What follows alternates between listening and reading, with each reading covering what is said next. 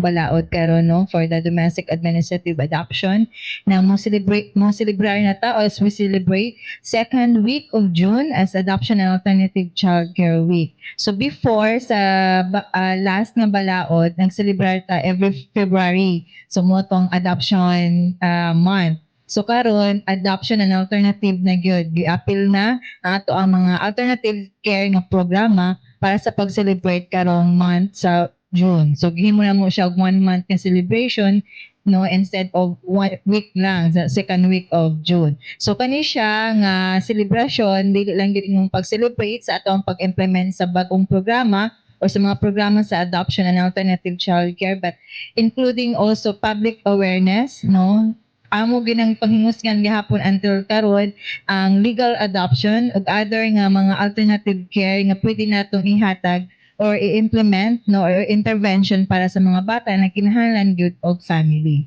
So especially karon atong tema for this month celebration is love makes a family. Yes, we believe adoption is love. No, so naagi gugma or ang gugma makahimog og isip pamilya. So dili siya magmatter kung dapat na ay papa or mama. So pwede gid siya single parent or any bisag dili nimo kadugo no even sa foster care makahatag gud og gugma og isa ka pamilya. So that's love makes a family.